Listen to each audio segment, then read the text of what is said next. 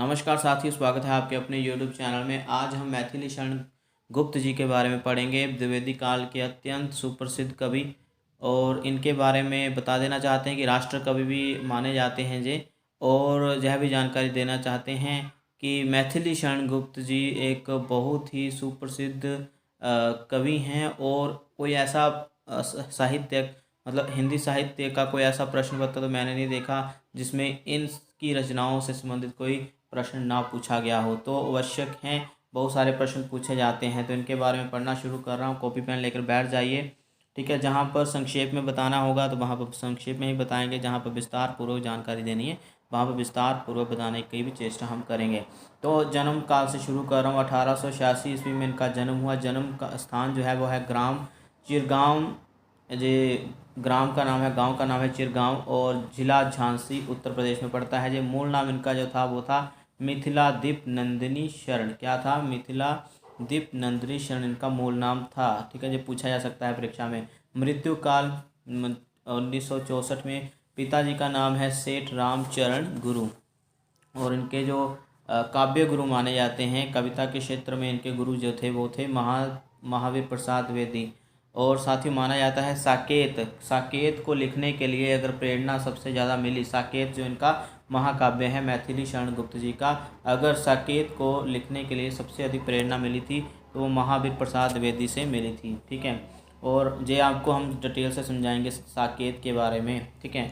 अगर हम प्रथम कविता की बात करें, अगर साथियों हम उनके प्रथम काव्य संग्रह की बात करें, जब खंड काव्य की बात करें तो वो आएगा रंग में भंग, जो कि 1909 में लिखा था, और माना जाता है कि 1909 या 10 में उनका प्रकाशन हुआ था, ठीक है। लेकिन जब प्रथम कविता की बात आती है तो हेमंत नाम की उन्होंने कविता लिखी थी। क्या नाम था? हेमंत। ये लिख लीजिए, 1905 में लिखी थी, और माना जाता है कि सरस्वती पत्रिका में छपी थी पहली बार। प्रथम काव्य संग्रह रंग में भंग, जो कि 1909 में इन्होंने लिखा था, और कहीं कहीं आपको 1910 भी देखने को मिल जाएगा। माना जाता है कि 1910 में प्रकाशित हुआ, तो कुछ विद्वान मानते हैं कि 1909 में हुआ था, तो ये थोड़ा कन्फ्यूज़न है। आगे थोड़ा सा नोट और भी देख लेते हैं। गुप्त जी मतलब मैथिली शरण गुप्त जी द्विवेदी जी के नेतृत्व में रहकर सरस्वती पत्रिका के लिए अनेक रचनाएं लिखा करते थे। मतलब द्विवेदी जी के नेतृत्व में रहकर सरस्वती पत्रिका के लिए बहुत सारी रचनाएं वो लिखा करते थे। कौन? गुप्त जी, ठीक है। आगे साथियों हम उनके काव्य संग्रह कह लें, खंड काव्य कह लें, उनको हम पढ़ेंगे। तो रंग में भंग, ठीक है, 1909 ईस्वी में प्रकाशित हुआ। कहीं कहीं 10 भी आपको देखने को मिल जाएगा। जयद्रथ वध ये खंड काव्य है, रंग में भंग ये भी खंड काव्य है, ठीक है। जयद्रथ वध ये भी खंड काव्य। खंड काव्य मालूम है ना साथियों, जो घटना प्रधान होता है, ठीक है। समूची कथा नहीं होती किसी नायक की, घटना प्रधान होता है, और उसके सर्ग जो हैं अधिक से अधिक 8 होने चाहिए, ठीक है। और साथ ही जयद्रथ वध इसके बारे में थोड़ा सा आपको बता देंगे बाद में, ठीक है। 1910 में भारत भारती, यही कारण था, भारत भारती के कारण ही इनको राष्ट्र कवि की संज्ञा दी जाने लगी। और किसने कहा था कि राष्ट्र कवि हैं ये, ठीक है? तो वो कहा था जी महात्मा गांधी ने इनको राष्ट्र कवि की संज्ञा दी।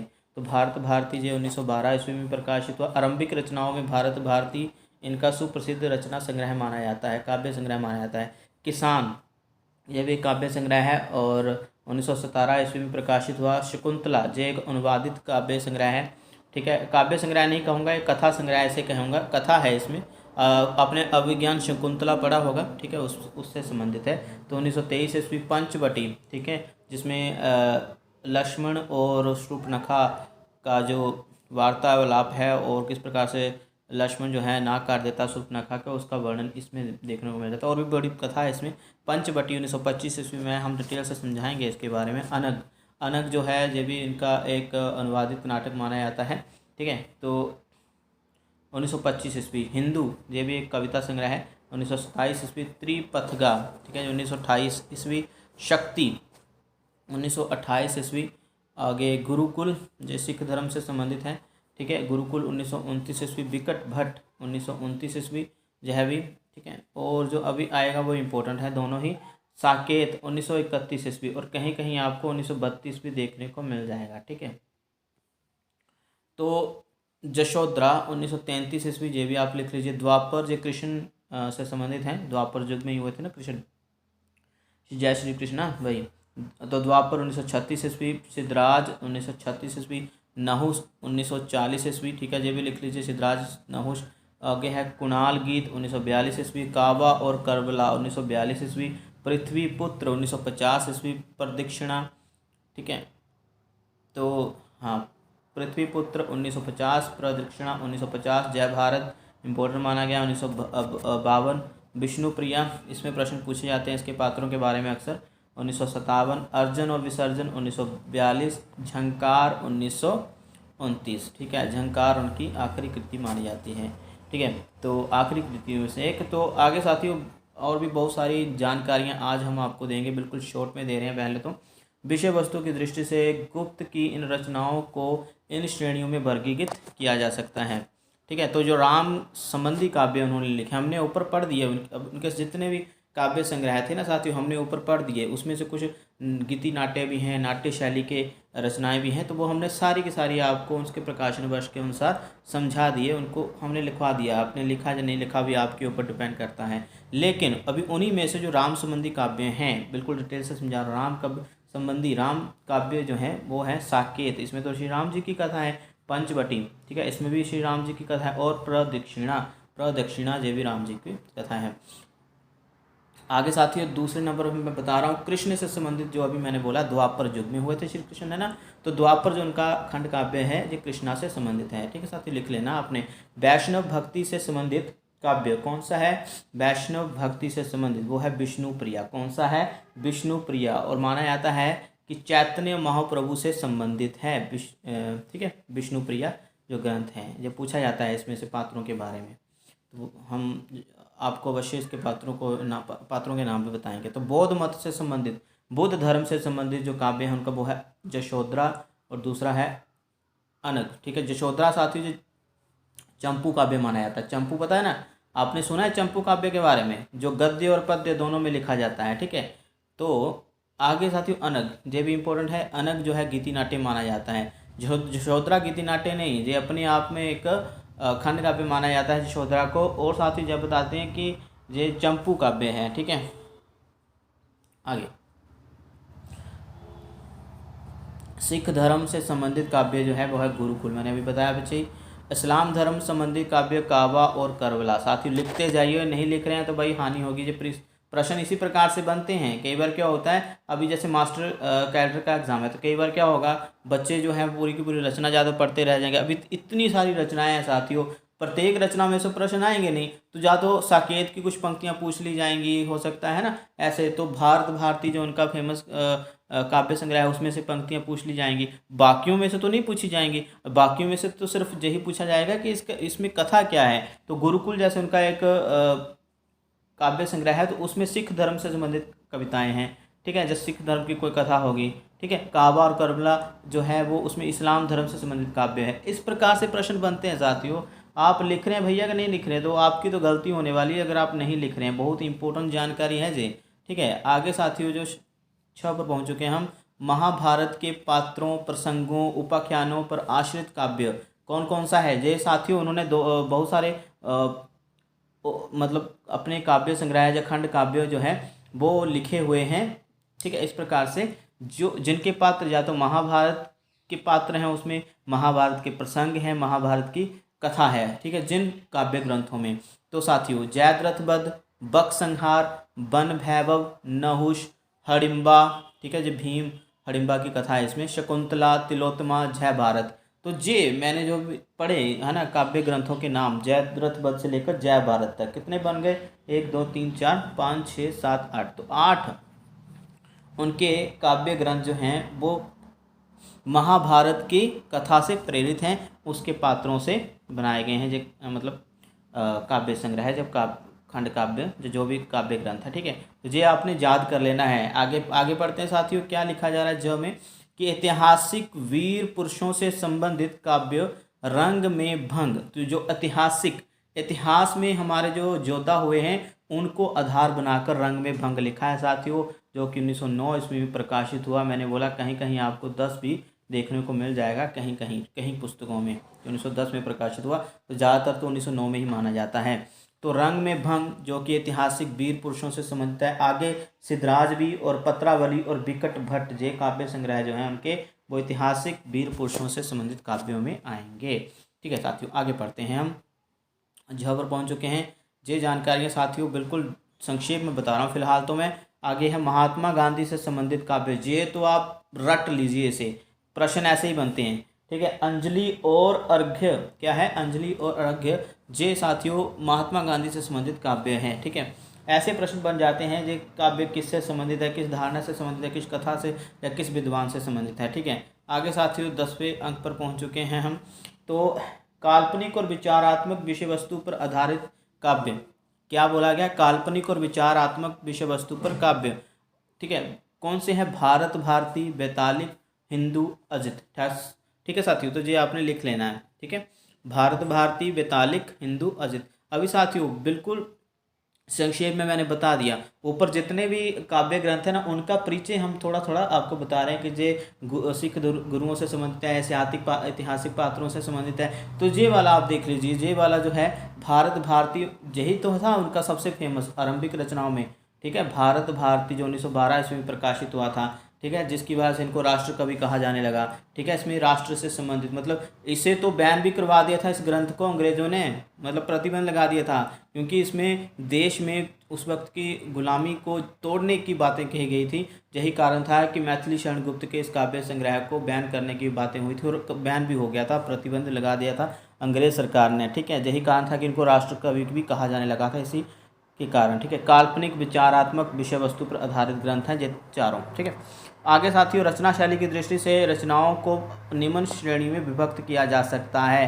ठीक है, रचना शैली की दृष्टि से, अभी रचना शैली साथियों कोई प्रबंध काव्य होगा, कोई उस प्रबंध काव्य के भी दो भेद है ना, महाकाव्य और खंड काव्य। फिर मुक्तक काव्य भी आता है, मुक्तक काव्य में मतलब कोई कथा जो है संपूर्ण रूप से नहीं जुड़ी होती है। ठीक है, दो पंक्तियाँ, फिर आगे की दो पंक्तियों में कुछ अलग बात कही होगी, संवाद नहीं होते उसमें। ठीक है, मुक्तक काव्य। अभी रचना शैली की दृष्टि से जो निम्न रूप से निम्नलिखित रचनाएं आएंगी ना अभी, तो वो रचना शैली की दृष्टि से बताया होगा कि ये प्रबंध काव्य है या गीति नाट्य है, नाटक है, या फिर क्या है। ठीक है, अभी मुक्तक काव्य उन्होंने जो लिखे वो है पद्य प्रबंध, बहुत इंपॉर्टेंट, स्वदेश संगीत, मंगल घट। ठीक है, तो ये उनके जो काव्य संग्रह मैंने अभी बताए तीन, जैसे पद्य प्रबंध, स्वदेश गीत संगीत, स्वदेश संगीत और मंगल घट, साथियों ये वाले काव्य संग्रह उनके मुक्तक काव्य हैं। ठीक है, आगे गीति शैली, गीति शैली में जो उन्होंने, गीति शैली जो गय शैली भी से बोला जाता है, जहाँ हम ऐसे भी कह सकते हैं जिनको गाया जा सकता है। ठीक है, गय शैली गीति शैली में तो वो है झंकार, विश्व वेदना, अंजलि तथा साकेत, यशोधरा और कुणाल गीत के कुछ अंश। मतलब साकेत को भी गीति शैली में लिखा है, लेकिन सारा का सारा नहीं लिखा है।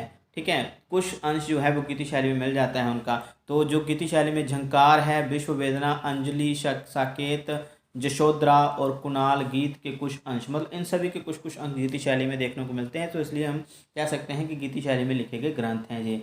आगे साथियों नाट्य शैली में, तो नाट्य शैली में एक प्रकार के नाटक जो हैं उनके वो है तिलोत्तमा, चंद्रहास। गीति नाट्य शैली में, रूपक शैली में जो थे, ठीक है, गीति नाट्य शैली में जो उनके ग्रंथ हैं वो है अनग, तिलोत्तमा और चंद्रहास। तिलोत्तमा को नाट्य शैली में भी गिना जाता है और गीति नाट्य शैली में भी गिना जाता है। साथियों आगे पत्र शैली में, पत्र जानते हैं ना, पत्र लिखना किसी को, तो पत्र शैली में भी उन्होंने कुछ काव्य लिखे, जिसे पत्रावली कहा जाता है। ठीक है, तो प्रबंध काव्य शैली यह इनकी सर्वप्रिय शैली है। ठीक है, प्रबंध काव्य शैली ये इनकी सर्वप्रिय शैली है। तो प्रबंध काव्य में क्या होता है साथियों, महाकाव्य और खंड काव्य। महाकाव्य में तो समूचा विस्तार बताया जाता है किसी नायक का, है ना, तो किसी कथा का समूचा विस्तार। लेकिन खंड काव्य में बिल्कुल घटना पर आधारित बात ही करी होती है। ठीक है, तो साकेत उनका महाकाव्य माना जाता है।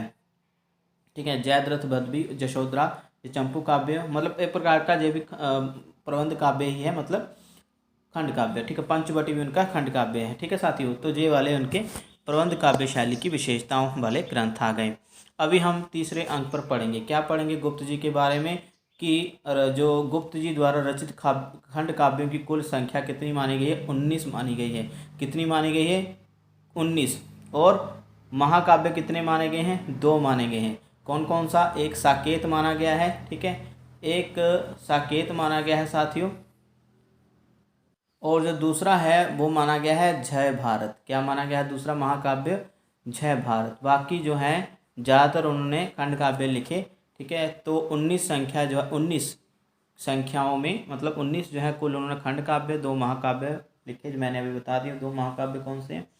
तो यशोधरा जो उनका रचना यशोधरा जो उनका काव्य ग्रंथ है, ये प्रकार का खंड काव्य माना जाता है। चंपू शैली में जो लिखा है उन्होंने, गद्य और पद्य दोनों में। तो यशोधरा की जो रचना है गौतम बुद्ध के गृह त्याग पर आधारित है। बुद्ध धर्म से संबंधित है ना, हमने ऊपर ही पढ़ाया। तो नारी जीवन की मार्मिक अभिव्यक्ति, मतलब मन को छू जाने वाली, मार्मिक क्या होता है, मन को छू जाने वाली अभिव्यक्ति। अभिव्यक्ति मतलब एक्सप्रेशन जो है, ठीक है, अपने मन के भावों को व्यक्त करना, वही बात होती है। तो नारी जीवन की मार्मिक अभिव्यक्ति के कारण कुछ लोग इस रचना को साकेत से बढ़कर मानते हैं, ठीक है। इस मतलब इस रचना को साकेत से बढ़कर मानते हैं। तो कुछ लोगों का विचार है कि साकेत से भी बड़ी रचना है यशोधरा, लेकिन साकेत में नवम सर्ग के कारण, पता है ना, नवम सर्ग जो 9वां सर्ग है साकेत का, उसमें उर्मिला का जिक्र है। और मैथिली शरण गुप्त को इसी कारण तो प्रसिद्धि मिली थी, जिसके कारण साकेत उनका सुप्रसिद्ध महाकाव्य बन गया, क्योंकि पहली बार उर्मिला के विरह वर्णन को किसी ने उकेरा था, ठीक है। तो ये हम डिटेल से समझाएंगे बाद में। लेकिन कई लोग जो हैं, यशोधरा जो उनका खंड काव्य है मैथिली शरण गुप्त जी का, माना जाता है कि यशोधरा खंड काव्य साकेत से भी बढ़कर है। क्यों? इसमें नारी सम्मान की प्रतिष्ठा स्थापित की गई है, इसलिए, ठीक है। तो 5वें अंक पर पहुंच चुके हैं। 5वां अंक पर हम साथियों क्या पढ़ा रहे हैं, आपको विशेषताएं बता रहे हैं सब ग्रंथों की। ये मुक्तक शैली में है, प्रबंध काव्य में है ना। तो ये इसमें क्या कथा है। तो अभी रंग में भंग में बोला ना मैंने पहले कि इसमें ऐतिहासिक पात्र हैं। क्या, कौन से पात्र हैं साथियों, बिल्कुल अभी ट्रेल से समझाने शुरू कर दिया हूँ। तो चित्तौड़ और बूंदी के राज घरानों से संबंधित रखने वाली राजपूती आन का वर्णन इसमें किया गया है, ठीक है। बूंदी मुझे भी एक जगह है साथियों, ठीक है। वहाँ के राज घरानों से संबंधित जो लड़ाई झगड़े हुआ करते थे आपस में, है ना, प्रेम भी था और लड़ाई युद्ध वगैरह हुआ करते थे। चित्तौड़ तो पता ही है कि राजस्थान का बहुत बड़ा घराना था, ठीक है। उससे संबंधित घटनाएं इसमें हैं, ठीक है, काव्य के रूप में लिखा है। अगला साथियों बता देते हैं, मंगल घट इनका कविता संग्रह है, जिसमें केशों की कथा, ठीक है, स्वर्ग सहोदर इत्यादि बहुत सी फुटकल रचनाओं का संग्रह किया गया है। लिख लीजिए साथियों इसको भी। आगे साथियों पंचवटी का आपने प्रकाशन वर्ष भी याद करना है। इसमें क्या है, इसमें है रचना में, इस रचना पंचवटी में लक्ष्मण के चरित्र का उत्कर्ष वर्णित किया गया है। यह रामायण के लक्ष्मण व शूर्पणखा प्रसंग पर आधारित खंड काव्य है, ठीक है। तो इसमें लक्ष्मण के चरित्र को उत्कर्ष किया गया है, और इसमें क्या है, रामायण के लक्ष्मण व शूर्पणखा प्रसंग पर आधारित खंड काव्य का रूप दिया गया है इसको, ठीक है। आगे पढ़ेंगे विकट भट्ट, क्या है इसमें, विकट भट्ट, ठीक है, इसको पढ़ लेते हैं। विकट भट्ट में जो रचना है, जोधपुर के एक सरदार की 3 पीढ़ियों द्वारा वचन निभाने का वर्णन इसमें किया गया है। जोधपुर का एक सरदार है, उसने अपनी 3 पीढ़ियों में किस प्रकार से वचन निभाए उसकी एक कथा है साथियों। आगे मेघनाथ वध, ये तो बहुत उनकी चर्चित है, अतुकांत रचना है ये, ठीक है, अतुकांत। आगे साथियों विष्णुप्रिया रचना में उन्होंने चैतन्य महाप्रभु की वियुक्ता पत्नी के त्याग और तप का प्रदर्शित किया है, ठीक है। आगे साथियों अर्जन और विसर्जन, जो उनकी काव्य कृति अर्जन और विसर्जन, इसमें क्या है, मुस्लिम संस्कृति की झांकी प्रस्तुत की गई है। यह एक जिल्द में प्रकाशित 2 लघु खंड काव्य हैं, ठीक है। तो इसमें अर्जन अलग से है, विसर्जन अलग से हैं। एक ही जिल्द में आपको एक ही किताब में मिल जाएंगे, 2 अलग अलग खंड काव्य हैं ये, ठीक है। आगे साथियों पढ़ेंगे हम जयद्रथ वध, क्या पढ़ेंगे इसके बारे में कि इस रचना में जयद्रथ वध जो है, इस रचना में राष्ट्र की बलिवेदी पर अपने प्राण न्यौछावर कर देने वाले युवक का वर्णन किया गया है। इसका आधार महाभारत है। इसमें अभिमन्यु के शौर्य का वर्णन इसमें देखने को मिल जाता है। जयद्रथ वध में क्या है, इसमें राष्ट्र की बलिवेदी पर अपने प्राण न्यौछावर, राष्ट्र के लिए अपने प्राण न्यौछावर कर देने वाले युवक का वर्णन किया गया है। और इस कथा का आधार क्या है भैया, महाभारत में ही था ना जयद्रथ वध, ठीक है। तो अभिमन्यु के शौर्य का भी इसको आधार बनाया गया। अभिमन्यु जो थे अर्जुन के पुत्र, ठीक है, जो कि फंस जाते हैं चक्रव्यूह में, उसकी कथा को भी जहाँ पर आधार बनाया गया है। आगे साथियों भारतीय अगर भारत भारती, ठीक है, 1912 ईस्वी में जो प्रकाशित हुआ था रचना, ये रचना जो है राष्ट्रीय चेतना से प्रेरित काव्य है, ये मैंने पहले बता दिया। आगे है साथी 14वें अंक पर कि तिलोत्तमा, ये एक साथी पौराणिक नाटक है, ठीक है। चंद्रहास भाग्यवाद पर आधारित नाटक है, ये क्या है, भाग्यवाद, पढ़ा है ना, डेस्टिनी वगैरह, किस्मत वगैरह, किस्मत में क्या मिलता है क्या नहीं मिलता है ना, किस्मत पर विश्वास करने वालों पर लिखा गया है। आगे साथी 16वें अंक पर क्या लिखा है, किसान, भारतीय किसानों की करुण गाथा पर आधारित खंड काव्य है ये, ठीक है। तो ऑब्वियस है, किसान नाम दिया होगा तो भारतीय किसानों की ही बात होगी इसमें। जी हाँ, बेतालिक राष्ट्रीय और पुनर्जागरण से संबंधित गीति काव्य हैं। 18वें अंक पर पहुँच चुके हैं। शकुंतला, कालिदास के अभिज्ञान शकुंतलम का अनुवाद किया है इन्होंने, ठीक है। तो यह भी बहुत इम्पोर्टेंट है, कालिदास की एक बहुत ही सुप्रसिद्ध रचना अभिज्ञान शकुंतलम, उसका उन्होंने अनुवाद भी किया।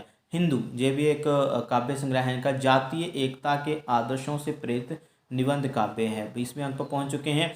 शक्ति, ये भी इनका एक काव्य संग्रह है, इसमें माँ दुर्गा के शौर्य तथा देव दानव संग्राम वर्णित खंड काव्य है, ठीक है। आगे साथ ही गुरुकुल, सिख गुरुओं पर आधारित इतिवृत्तात्मक निबंध काव्य है, ठीक है। अभी साथियों इतिवृत्तात्मक क्या होता है बता देते हैं, ये भी पहले जो पढ़ लीजिए। गुरुकुल सिख गुरुओं पर आधारित इतिवृत्तात्मक निबंध काव्य है, तो ये निबंध शैली में भी लिखा गया, जैसे मैं बता रहा हूँ, ये लिखते जाइए। अभी इतिवृत्तात्मक क्या होता है साथियों, इसको आख्यान भी बोलते हैं। इतिवृत्तात्मक को क्या बोलते हैं साथियों, आख्यान भी बोलते हैं। अगर हम सिंपल भाषा में कहें तो कहानी के रूप में इस कथा को बताया गया है। किस कथा को, गुरुकुल की, ठीक है। तो इसमें सिख गुरुओं से संबंधित इतिवृत्तात्मक या कहानी निबंध काव्य हैं, ठीक है, कहानी नुमा निबंध काव्य। आगे साथी झंकार, ये एक आध्यात्मिक गीति काव्य है। आगे साथी उच्छ्वास, तो उच्छ्वास नाम का काव्य संग्रह इन्होंने भी लिखा। उच्छ्वास नाम का काव्य संग्रह जो है वो पंत जी ने भी लिखा है, भ्रमित नहीं होना है साथियों, ठीक है। तो गुप्त जी ने शोक गीतों का संग्रहण किया है, इसमें शोक के गीत हैं। शोक मतलब वो करंट लग गया वो वाले शोक नहीं, शोक मतलब जिसमें पीड़ा होती है किसी चीज़ के ना मिलने की, ठीक है। शोक मतलब करुणा, दया। आगे साथियों नहुष के चरित्र पर आधारित खंड काव्य है ये, ठीक है। तो जो पौराणिक एक नाम है नहुष, पुराणों में मिलता है, उसके आधार पर ये गणना की गई है इस खंड काव्य की। आगे सिद्धराज जो है 5 सर्गों में लिखा गया काव्य है और राजा जयसिंह की गाथा पर आधारित खंड काव्य है, ठीक है साथियों। आगे साथियों पहुंच चुके हैं हम 26वें अंक पर, इसको पढ़ लेते हैं। कुणाल गीत, कुणाल के व्यक्तित्व पर आधारित खंड काव्य गयता की दृष्टि से उत्कृष्ट है ये।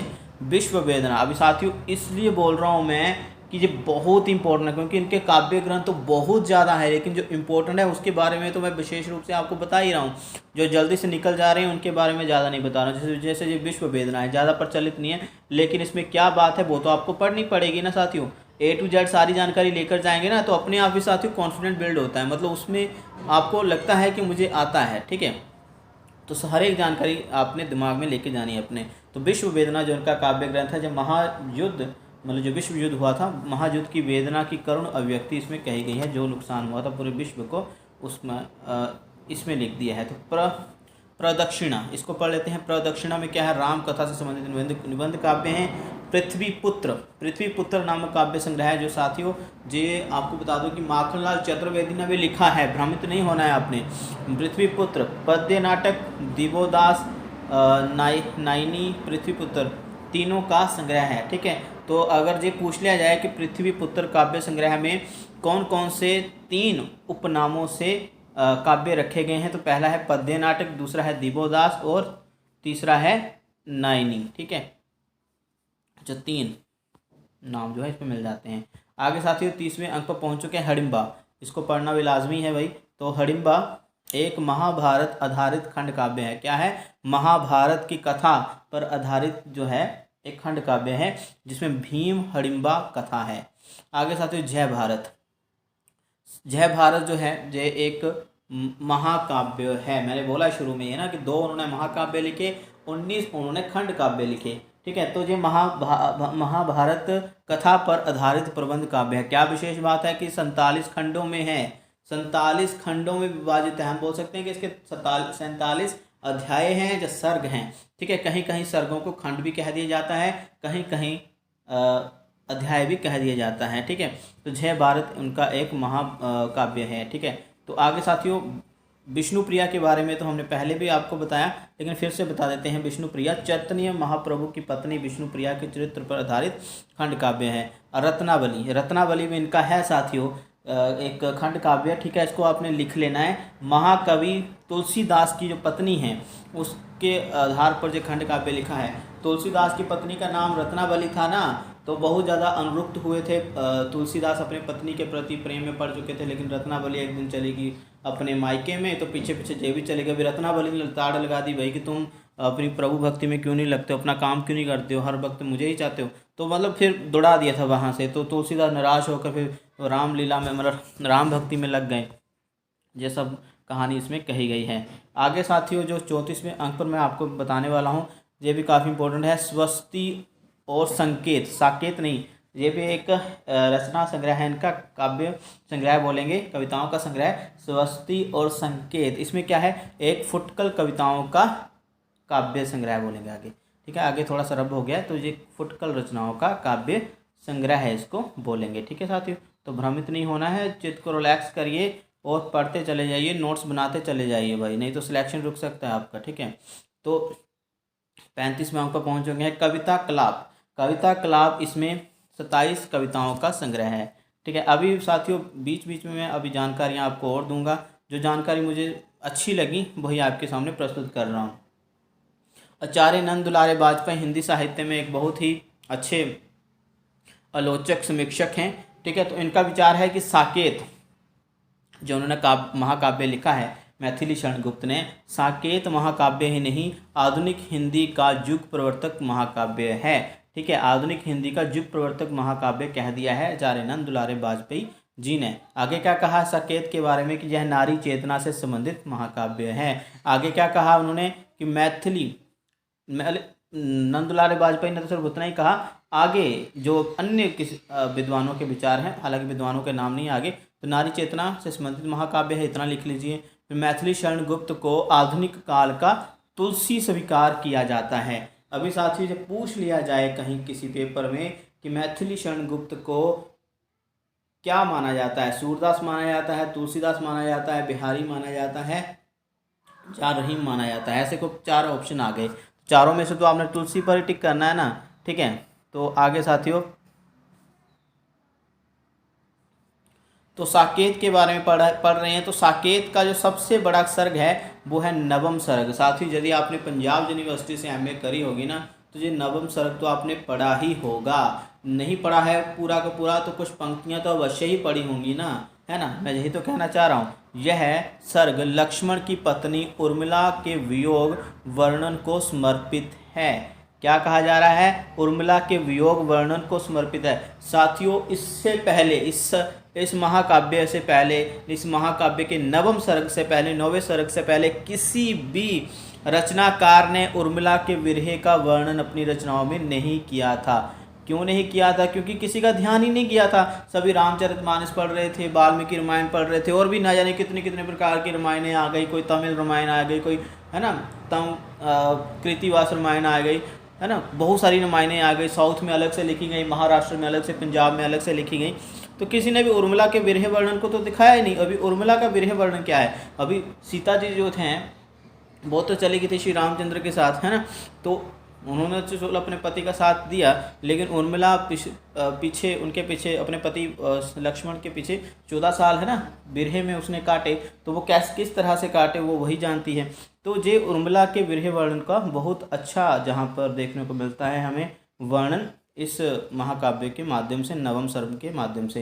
तो रचना में लगा हुआ कुल समय, तो जब भी आपको बता देते हैं, रचना साकेत महाकाव्य की रचना में कुल समय कितना लगा, 15 वर्ष लग गए साथियों। 15 वर्ष लग गए इस रचना को लिखते समय। लिख लीजिए, पूछा जाता है ना कि रामचरितमानस को कितने समय लगा लिखने के लिए, इस प्रकार से इसमें पूछा जा सकता है साथियों। और ये पूछा जाता है कि केशवदास को रामचंद्रिका लिखने में कितना समय लगा। ठीक है, तो ऐसे प्रश्न बनते हैं। तो इसको लिखने के लिए 15 वर्ष लगा दिए थे इन्होंने। इसका प्रारंभ किया था 1916 में, और जबकि प्रकाशित हुई 1931 में। बार बार बोल रहा हूँ, कई जगह 1932 भी लिखा होगा। ठीक है, तो ध्यान से करिएगा। तो प्रकाशन हुआ है इसका 1932 में। तो साथियों अभी मैं बोल रहा था कि साकेत के बारे में कुछ जानकारियाँ आपको तो दे रहा था, लेकिन साथियों आपको साकेत के बारे में और भी बहुत कुछ जान लेना चाहिए। साकेत का अर्थ क्या होता है? साकेत का अर्थ होता है अयोध्या। क्या अर्थ होता है? अयोध्या। ठीक है, ये भी आप लिख लीजिए। और साथियों साकेत महाकाव्य के बारे में और भी विस्तार पूर्वक मैं आपको बताना चाहता हूँ, क्योंकि है ही बहुत इंपॉर्टेंट साथियों। यही वो इनका महाकाव्य है जिस पर इनको मांगला पारितोषिक पुरस्कार भी मिला हुआ है। ठीक है ना साथियों, बिल्कुल संक्षेप में बता दिया मैंने नाम उस पुरस्कार का। इसके बारे में और पढ़ते हैं। आधुनिक युग के श्रेष्ठतम महाकाव्यों में परिगणित साकेत महाकाव्य जो है मैथिली शरण गुप्त की अमर कृति है। पूर्ण रूप में साकेत का सर्वप्रथम प्रकाशन 1932 में हुआ था। ठीक है, तो पीछे हमने क्या पढ़ा? 1931 में। मैंने बोला ना कहीं कहीं आपको 1932 में लिखा होगा, तो ज़्यादातर 1932 ही माना जाता है। किंतु 5 सर्गों की रचना उन्होंने इसके जो 5 सर्ग थे ना, 12 सर्ग हैं टोटल। ठीक है, 5 सर्ग जो हैं साथियों इन्होंने लिख दिए थे 4 साल में। कब से कब तक? 1914 से लेकर 1918 के बीच में। ठीक है, और सरस्वती में प्रकाशित हो भी चुके थे। सरस्वती पता है ना, 1903 में जिसका कार्यभार संभाला था, किसने संभाला था भाई? महावीर प्रसाद द्विवेदी ने 1903 में संभाला था इसका कार्यभार, इस पत्रिका का। तो 1914 से लेकर 1918 तक 5 सर्ग जो हैं इसमें प्रकाशित हो गए थे। किसमें? सरस्वती पत्रिका में। साकेत की रचना के संबंध में यह एक सर्व विवादित बात है कि श्री रविंद्रनाथ ठाकुर ने काव्यार उपेक्षिता नाम का एक लेख लिखा था। इसमें सहृदयों का ध्यान काव्य जगत से उपेक्षित कुछ पात्रों के प्रति आकृष्ट किया था। तो साथियों ये मैं आपको क्यों बता रहा हूँ ये वाली बात, ये कुछ विवाद माना जाता है। क्या विवाद है? कुछ लोगों का विवाद है कि वो मानते हैं कि मैथिली शरण गुप्त को अगर साकेत लिखने की प्रेरणा मिली, मोटिवेशन मिला, तो वो रविंद्रनाथ ठाकुर मतलब रविंद्रनाथ टैगोर का एक लेख था जिसका नाम था जिसका नाम था काव्यर उपेक्षिता। क्या नाम था? काव्यर उपेक्षिता। कुछ लोगों का विचार है साथियों कि रविंद्रनाथ ठाकुर अर्थात टैगोर जो है उन्होंने एक लेख लिखा था जिसका नाम था काव्यर उपेक्षित। ठीक है, इसमें क्या था? इसमें उन पात्रों के बारे में लिखा गया जो हमारे पुराणों में हैं या रामायणों में है, महाभारत में है। कुछ पात्र ऐसे जिस पर कभी लिखा ही नहीं गया, उनको इसमें स्थान मिला। इस लेख में, इस निबंध में उनके प्रति, उन पात्रों के प्रति प्रेम दिखाया गया। किसने दिखाया? वो दिखाया साथियों रविंद्रनाथ टैगोर ने, रविंद्रनाथ ठाकुर ने अपने इस लेख में। क्या लेख का नाम था? काव्यर उपेक्षिता। इसमें उन्होंने कहा कि हमारे साहित्य में कुछ पात्र ऐसे भी हैं जिनकी ओर किसी ने लिखा नहीं है, तो उसमें सभी के सभी नाम लिखे। और माना जाता है कि मैथिली शरण गुप्त ने जो लेख पढ़ा और उर्मिला के बारे में, जो लक्ष्मण की पत्नी हैं, उनके बारे में लिखने का नवम सर्ग में, साकेत के नवम सर्ग में लिखने का उन्होंने ही निश्चित तभी किया था। ठीक है, तो ये जानकारी मैंने आपको दी। लेकिन ये एक विवाद है, सच नहीं है। ये एक विवाद हो सकता, सच भी हो। ठीक है, इसके आधार पर आचार्य महावीर प्रसाद द्विवेदी ने कवियों की उर्मिला विषयक उदासीनता नामक लेख लिखा था। कुछ लोग मानते हैं कि काव्यर उपेक्षिता से ही मैथिली शरण गुप्त को साकेत महाकाव्य लिखने की प्रेरणा मिली। लेकिन कुछ लोगों का मानना यह भी है कि महावीर प्रसाद द्विवेदी ने काव्यर उपेक्षिता नामक जो निबंध लेख था रविंद्रनाथ टैगोर का, उसको पढ़ा था और फिर उन्होंने कवियों की उर्मिला विषयक उदासीनता नामक लेख लिखा। ये भी माना जाता है। ठीक है, भिन्न भिन्न विचार हैं। क्या माना जाता है कि मैथिली शरण गुप्त ने काव्य उपेक्षिता नामक निबंध पढ़ा, किनका? रविंद्रनाथ टैगोर का, और उन्होंने फिर कवियों की उर्मिला विषयक उदासीनता नामक एक लेख लिखा। तो ये लेख किसने पढ़ा फिर बाद में? श्री मैथिली शरण गुप्त। अभी शिष्य कौन है? महावीर प्रसाद द्विवेदी के शिष्य हैं मैथिली शरण गुप्त ही। ठीक है, तो उन्होंने जब ये लेख पढ़ा कवियों की उर्मिला विषयक उदासीनता, तो उन्होंने फिर इसी से प्रेरणा पाकर साकेत को लिखना शुरू किया। और साकेत वो महाकाव्य है जिसमें पहली बार उर्मिला के विरह को वर्णित किया गया था। इससे पहले किसी ने भी उर्मिला के बारे में बात नहीं की गई। ठीक है साथियों, और टोटल 12 सर्गों का साकेत महाकाव्य है। ये भी आप लिख लीजिएगा। आगे साथियों जानकारियाँ और भी मैं आपको दे रहा हूँ बिल्कुल संक्षेप में, जहाँ पर विस्तार पूर्वक बताने की ज़रूरत होती है वहाँ पर विस्तृत रूप से बता भी रहा हूँ। ये मतलब मैथिली शरण गुप्त को दद्दा के नाम से भी जाना जाता है। राष्ट्र कवि के नाम से तो जाना ही जाता है, दद्दा के नाम से भी जाना जाता है। ये भी आप लिख लीजिएगा। आगे क्या लिखा जा रहा है कि इन्होंने माइकल मधुसूदन दत्त की रचनाओं का अनुवाद मुदुप नाम से किया था। ठीक है, ये भी आप लिख लीजिए। बहुत इंपॉर्टेंट जानकारी दी मैंने आपको अभी। ठीक है, तो स्वतंत्रता के बाद जब भारत को स्वतंत्रता मिल गई उसके बाद भारतीय संसद में राज्यसभा के लिए इनको मनोनीत भी किया गया था। ठीक है, और चुने भी गए थे। आगे साथियों क्या लिखा गया, भारत सरकार के द्वारा इनको पद्म विभूषण, बहुत कम कवि हैं जिनको पद्म विभूषण मिला है। पद्म भूषण, पद्मश्री, पद्म भूषण तक तो मिला है, लेकिन ये कुछ चुनिंदा कवियों में आते हैं भारत के जिनको पद्म विभूषण मिला है। ठीक है, इसमें से कह सकते हैं कि भारत भारती जो इनका एक उत्कृष्टतम रचना संग्रह था उसके लिए ये ज़्यादा प्रसिद्ध हुए। यही कारण है कि भारत सरकार ने स्वतंत्रता के पश्चात इनको पद्म विभूषण की पदवी से नवाजा। आगे साथियों इन्होंने कौन से छंद में अधिकतर रचनाएं की, तो हरिगीतिका छंद इनका सर्वप्रिय, ठीक है, रहा है। सर्वप्रिय या फेवरेट कह सकते हैं इनका हरिगीतिका छंद। ठीक है, और उन्होंने सर्वाधिक प्रयोग भी किया है इसका। ठीक है, आगे साथियों पढ़ेंगे। आगे क्या है साथियों, इन्होंने ब्रज भाषा में भी लिखने का मन बनाया था। ठीक है, तो अपनी कुछ रचनाएं जो हैं, रचनाएं अपनी कुछ इन्होंने महावीर प्रसाद द्विवेदी को भेजी थी ताकि वो सरस्वती पत्रिका में छाप दें, लेकिन किंतु वह कविताएं जो थीं ब्रज भाषा की वो सरस्वती पत्रिका में नहीं छापी थीं। और रसी केंद्र उपनाम से ब्रज भाषा में लिखी कविताएं सरस्वती में भेजी थी। किस नाम से, रसिकेंद्र। ठीक है, रसिकेंद्र उपनाम से ब्रज भाषा में इन्होंने कुछ सरस्वती पत्रिका के लिए अपनी कुछ कविताएं भेजी तो जो ब्रज भाषा में थी।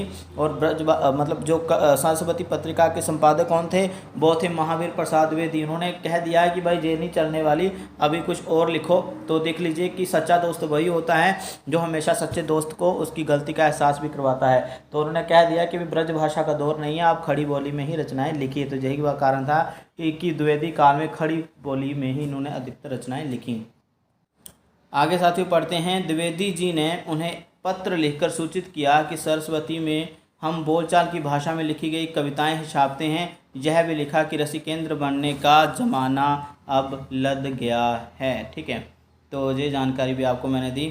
ठीक है, आगे क्या लिखा जा रहा है कि गुप्त जी पर इन दोनों बातों का विशेष प्रभाव पड़ा। उन्होंने खड़ी बोली में कविता लिखना प्रारंभ कर दिया। उपनाम से भी सदैव के लिए मुक्ति पा ली। ठीक है, रसिकेंद्र अपना उपनाम रखना चाहते थे लेकिन वो उससे भी मुक्ति पा ली इन्होंने। ठीक है, तत्पश्चात उन्होंने हेमंत नामक कविता सरस्वती के लिए खड़ी बोली में लिखकर भेजी। तो सबसे प्रथम बार जब उन्होंने कविताएं लिखना शुरू किया था, ठीक है, उस वक्त के दौर की बात है कि पहले वो ब्रज भाषा में लिखना चाहते थे लेकिन बाद में उन्होंने हेमंत नाम की अपनी कविता लिखी और सरस्वती के लिए भेजी। और अधिकतर रचनाएं उनकी खड़ी बोली में ही हैं, सारे के सारे उनके ग्रंथ जो हैं। ठीक है, तो हेमंत लिखी उन्होंने, सरस्वती के लिए भेजी जो अनगढ़ एवं अस्त व्यस्त थी, किंतु द्विवेदी जी, महावीर प्रसाद द्विवेदी जी ने उन्हें उसमें व्यापक फेरबदल करके मैथिली शरण गुप्त के नाम से वह कविता सरस्वती में छाप दी। ठीक है, तो यही कारण था कि उनको बहुत ज़्यादा प्रसिद्धि मिली थी। ठीक है, यशोधरा, अभी साथियों यशोधरा के प्रकाशन वर्ष को मैं पहले ही बता चुका हूँ अभी। ठीक है, उनकी जो पंक्तियाँ हैं, अभी कुछ उनके प्रसिद्ध काव्य ग्रंथों की पंक्तियां मैं आपके सामने शेयर करूंगा। बहुत बार परीक्षा में पूछी जाती हैं, आप बिल्कुल सहजता से इसे लिख लीजिए। प्रत्येक जानकारी लिख रहे हैं कि नहीं लिख रहे साथियों, आपका नुकसान होने वाला है यदि आप नहीं लिख रहे हैं भाई। ठीक है, तो उनकी जो पंक्तियां यशोधरा काव्य से हैं, ठीक है, चंपू काव्य में लिखा गया, चंपू शैली में लिखा गया, गद्य और पद्य दोनों शैली में लिखा गया ये काव्य ग्रंथ है, खंड काव्य। ठीक है, तो जो पंक्तियां ये तो पढ़ी होगी आपने, अबला जीवन है तुम्हारी यही कहानी, आंचल में है दूध आंखों में है पानी, सखी वे मुझसे कहकर जाते। ठीक है, जो तो पंक्ति आपने पढ़ी ही होगी। ठीक है, तो आगे साथियों पंचवटी में से भी कुछ पंक्तियां जो हैं, जैसे कि चारू चंद्र की चंचल किरणें खेल रही हैं जलथल में, स्वच्छ चांदनी छिटक रही है अवनी और अंबर तल में। साथियों ये प्रश्न आया था एक बार यूजीसी नेट में कि किस काव्य ग्रंथ से हैं, और उसमें जो ऑप्शन थे उसमें ऑप्शन में पंचवटी भी था और बहुत सारे लोग इसको गलत भी करके आए थे, लेकिन मैंने पढ़ी हुई थी। बहुत सारे लोगों को लगता है ये साकेत में से हैं, साकेत महाकाव्य से पंक्ति है। नहीं, बिल्कुल नहीं, ये पंचवटी से हैं। ठीक है, तो आगे भारत भारती, जिसके लिए इनको राष्ट्र कवि की उपाधि से भी नवाजा गया है। ठीक है, तो उसके बारे में पढ़ लेते हैं, इनकी महत्वपूर्ण पंक्तियाँ भारत भारती की। ठीक है, भूलोक का गौरव, प्रकृति का पुण्य, लीला स्थल कहाँ है। ठीक है, आगे साथ ही जो उनकी दूसरी इसी पहरे में अन्य पंक्तियाँ जो है, फैला मनोहर गिरि हिमालय गंगा जल जहाँ, संपूर्ण देश से अधिक कहाँ, संपूर्ण देशों से अधिक किस देश का उत्कर्ष है, उसका कि जो ऋषि भूमि है वह कौन, भारतवर्ष है। ठीक है, तो भारतवर्ष को समर्पित की जाने वाली पंक्तियाँ आगे पढ़ते हैं साथियों। इन्होंने लिखा कि केवल मनोरंजन ना कवि का कर्म होना चाहिए, उसमें उचित उपदेश का भी मर्म होना चाहिए। बहुत इंपॉर्टेंट पंक्ति है साथियों, परीक्षाओं में पूछी जा सकती है। भारत भारती की पंक्तियां यही थी। ठीक है, इसमें कहा गया है कि मनोरंजन ही कवि का कर्म नहीं होना चाहिए, कि उसमें भावनात्मक कविताएं लिख दी या मनोरंजन हास्यात्मक मनोरंजन के लिए कविताएं लिख दी, बल्कि उसमें तो उपदेश वाली कविताएं होनी चाहिए, जिसके लिए वो दूसरों को प्रभावित कर सकें, ऐसी कविताएं लिखे। हम कौन थे, क्या हो गए और होंगे, दोबारा से पढ़ते हैं साथियों। हम कौन थे, क्या हो गए और क्या होंगे अभी, आओ विचारें आज मिलकर ये समस्याएं अभी। तो ये भारत भारती की पंक्ति है, बहुत फेमस, बहुत प्रसिद्ध। लिख रहे हैं कि नहीं लिख रहे हैं साथियों, बहुत पछताएंगे आप, देख लेना नहीं लिख रहे हैं तो। क्षत्रिय, आगे क्या है, क्षत्रिय सुनो अब तो कुयश। ठीक है, क्षत्रिय सुनो अब तो कुयश की कालिमा को मेट दो, निज देश को जीवन सहित तन मन और धन भेंट दो। वैश्यो सुना व्यापार सारा मिट चुका है देश का, सब धन विदेशी हर रहे हैं, पार है क्या कलेश का। तो ये पंक्ति भी भारत भारती की महत्वपूर्ण पंक्ति है। वैश्यो कहा गया है किसानों को जो पेट भरते हैं। ठीक है, आगे साथियों साकेत की पंक्तियाँ, नीलांबर परिधान हरित पट पर सुंदर, सूर्य चंद्र युग मुकुट मेखला रत्नाकर, नदियाँ प्रेम प्रभा फूल तारे मंडन हैं, बंदीजन खग वृंद शेष फन निसिंहासन हैं, करते अभिषेक प्योद हैं, बलिहारी इस भेष की, हे मातृभूमि तू सत्य ही, सगुण मूर्ति सर्वेश ही। ठीक है, ये पंक्ति भी इम्पोर्टेंट है साथियों। अगली पंक्ति जो है, सखी नील नवसर से उतरा यह हंस आहा, तरता तरता अब तारक मोतिक शेष नहीं, निकला जिनको चरता चरता, अपने हिम बिंदु बचे तब भी, चलता उनको धरता धरता, गण जाए ना कंटक भूतल के, कर डाल रहा धरता धरता। अगली पंक्तियाँ भी साकेत से ही हैं साथियों, ये पढ़ लेते हैं। राम तुम मानव हो ईश्वर नहीं हो क्या, विश्व में रमे हुए नहीं सभी कहीं हो क्या, तब मैं निरीश्वर हूँ ईश्वर क्षमा करे, तुम ना रमो तो मन तुम में रमा करे। अगली पंक्ति साथी जो भी साकेत से है, काफ़ी बार परीक्षा में आई है। ठीक है, भव में नव वैभव व्याप्त कराने आया, नर को ईश्वरता प्राप्त कराने आया, संदेश यहाँ मैं नहीं स्वर्ग का, लाया इस भूतल को ही स्वर्ग बनाने आया। ठीक है, आगे साथियों ये पंक्ति भी इम्पोर्टेंट है, पांचवी पंक्ति इस काव्य संग्रह की ही है, माफ करिएगा खंड महाकाव्य की, साकेत में से ही है। पहले आंखों में थी मानस में कूद मगन प्रिय अब थे, छींटे वहीं उड़े थे बड़े बड़े अश्रु बेकब थे। आगे साथियों छठी पंक्ति क्या लिखा जा रहा है, घटना हो चाहे घटा उठ नीचे से नित्य, आती है ऊपर सखी शाह कर चंद्रादित्य। तो साथियों ये जानकारी जो आपको दे रहा हूँ बहुत इंपॉर्टेंट है, पंक्तियाँ आपने लिख लेनी है। आगे साथियों गुप्त जी की बड़ी बोली की पहली, माफ़ करिएगा खड़ी बोली की पहली कविता जो है, और उनकी वास्तव में भी पहली कविता यही है हेमंत। ठीक है, हेमंत उनकी पहली कविता मानी जाती है। 1905 ईस्वी में सरस्वती पत्रिका में इसका प्रकाशन हुआ। पिछले हमने पता नहीं कितनी बार पढ़ दिया जी, तो प्रत्येक जानकारी को हम रिपीट भी करें ताकि आप अच्छी प्रकार से याद रखें। आचार्य रामचंद्र शुक्ल जी ने गुप्त जी को सामंजस्यवादी कवि कहा है, मोस्ट इंपॉर्टेंट पंक्ति है। और मैथिली शरण गुप्त और मुकुटधर पांडे को तो वो कहते हैं कि छायावाद के प्रवर्तक हैं। ठीक है। मैथिली शरण गुप्त को रामचंद्र शुक्ल तो शाहाबाद के प्रवर्तक कवियों में से भी एक मानते हैं। तो इसके अलावा भी उन्होंने क्या कहा कि सामंजस्य कवि हैं जे। रामचंद्र शुक्ल का विचार भी आप लेना मत भूलिएगा, क्योंकि बहुत अच्छे आलोचक माने जाते हैं जे। आगे क्या लिखा जा रहा है कि गुप्त जी की पहली काव्य रचना, ठीक है, काव्य संग्रह कह सकते हैं, रंग में भंग जो एक लघु खंड काव्य में माना जाता है, 1909 ईस्वी में जो प्रकाशित हुआ। तो ज़्यादातर 1909 आ रहा है तो 1909 ही आप याद करिए। वैसे 1910 अगर आ जाए पेपर में तो कभी 1909 पर ही करना यदि विकल्प में, ठीक है, 1909 होगा। गुप्त जी की पहली महत्वपूर्ण प्रसिद्ध काव्य रचना भारत भारती थी। पहली प्रसिद्ध रचना की बात हो रही है। वैसे तो खंड काव्य के रूप में अगर हम बोले, लघु खंड काव्य के रूप में तो वो तो रंग में भंग, लेकिन पहली प्रसिद्ध कविता जो काव्य से रचना, ठीक है, वो थी भारत भारती, जो कि 1912 ईस्वी में प्रकाशित हुई। यह रचना मुसद्दे हाली एवं मुसद्दे कैफी या भारत दर्पण, जिसके लेखक थे ब्रजमोहन दत्तात्रेय कैफी, से प्रभावित मानी जाती है। ठीक है, ये प्रश्न पूछा जा सकता है कि किससे प्रभावित मानी जाती है। वो मानी जाती है मुसद्दे हाली एवं मुसद्दे कैफी या भारत दर्पण, ठीक है, जिसके लेखक थे, मतलब पुस्तक है, पुस्तकों के नाम बता रहा है, जैसे मुसद्दे हाली, मुसद्दे कैफी, जिसको भारत दर्पण भी कहा जाता था। और किसने पुस्तकें लिखी? जी ब्रजमोहन दत्तात्रेय कैफे। ठीक है, तो इससे भी मानी जाती है कि जो प्रभावित थी।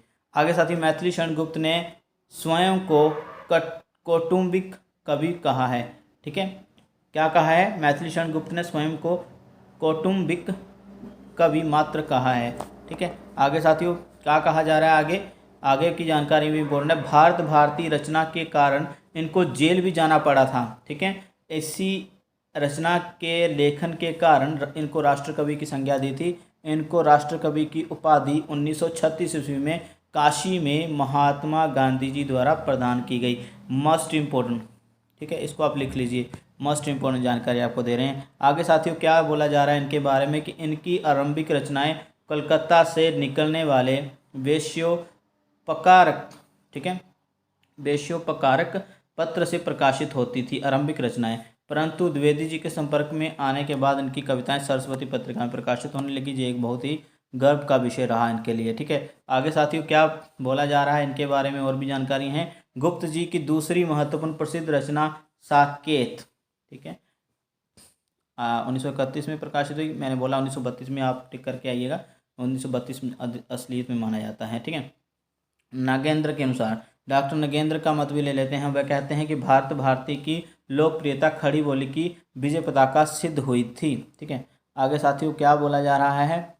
साकेत शब्द मूलतः पाली भाषा का शब्द है जिसका अर्थ अयोध्या है। जो हमने बता दिया, लेकिन ये नहीं बताया था कि पाली भाषा का शब्द है। ठीक है, पाली भाषा वही भाषा है जिसमें साथियों बुद्ध धर्म की रचनाएं देखने को मिलती हैं, हमें मिल जाती हैं पढ़ने को। ठीक है, इसमें टोटल 12 सर्ग है, भी हमने बता दिए पहले। इसे नागेंद्र ने जनवादी काव्य कहा है। जे लिख लीजिए आप, जे नई बात आपको बता रहा हूँ कि नागेंद्र ने जनवादी काव्य किस रचना को कहा है? वो है मैथिली शरण गुप्त की साकेत। ठीक है, आगे साथियों लिखना है, जे भी लिख लीजिए। साकेत के प्रथम, अष्टम, द्वादश, द्वादश मतलब 12। ठीक है, तो एक तो पहला, ठीक है, अष्टम मतलब 8वां, तो ये संस्कृत शब्दावली है। ठीक है, पहला, 8वां और 12वें सर्ग में, ठीक है, 12वें सर्ग के उत्तरार्ध में, मतलब अंत में, 12वां सर्ग बड़ा है थोड़ा, तो उसके उत्तरार्ध में, ठीक है, उसका जो अंतिम भाग है, अंतिम पंक्तियां, उसमें उर्मिला लक्ष्मण के मिलन का वर्णन है।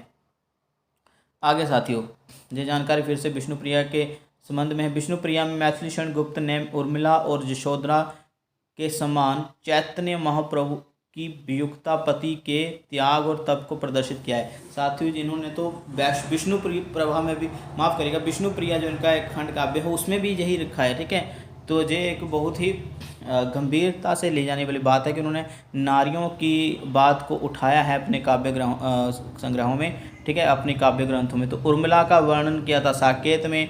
ठीक है, और भी जगह मिल जाता है। ठीक है, तो यशोधरा जो इनका काव्य ग्रंथ खंड काव्य, उसमें भी देख लीजिए कि नारी सम्मान की बात हुई है और नारियों के विरह की बात हुई है कि नारी को महत्व नहीं दिया जाता है। तो विष्णुप्रिया के बारे में भी आप लिख लीजिए। आगे साथियों जो अंतिम प्रश्न की जानकारी ये भी आप लिख लीजिए। मैथिली शरण गुप्त कृत जय भारत महाकाव्य को प्राचीन भारत की हिंदी संस्कृति का स्वच्छ दर्पण कहा जाता है? क्या कहा जाता है? प्राचीन भारत की हिंदू संस्कृति का स्वच्छ दर्पण कहा जाता है। तो साथियों, इसी के साथ हम वीडियो का अंत करेंगे और भी बहुत सारी जो वीडियोस के बारे में हम बात करेंगे। तो मैथिली शरण गुप्त के बारे में तो ये बड़ी वीडियो बन गई 50 मिनट की, और अगर कोई आपको लगता है कि आपको इनके ग्रंथ के बारे में विशेष तौर पर विस्तार पूर्वक जानकारी चाहिए तो हमें ज़रूर कमेंट करके बताइएगा, क्योंकि हम भी चाहते हैं इनके बारे में, इनकी रचनाओं के बारे में आपको और विस्तार पूर्वक बताएं, क्योंकि अभी तो 50 मिनट में तो सिर्फ परिचय ही आपको बता पाए हैं, इनका मात्र परिचय बता पाए हैं। ठीक है, तो ये नहीं चाहिए भाई, परिचय तो हम नहीं चाहिए, 50 मिनट में इतना है बता पाएंगे, लेकिन और भी जानकारी चाहिए तो हमें कमेंट कर दीजिएगा कि हमें यशोधरा के बारे में चाहिए या गुरुकुल के बारे में चाहिए, साकेत के बारे में चाहिए और जानकारी, हमें कमेंट करके जरूर बताइएगा। तो मिलते हैं अगली वीडियो में, तब तक अपना ध्यान रखिए। और भी साहित्यकारों को हम लेकर आएंगे और आपके लक्ष्य को अपना लक्ष्य बनाने का प्रयत्न करेंगे। आपकी सफलता ही हमारी सफलता है। धन्यवाद।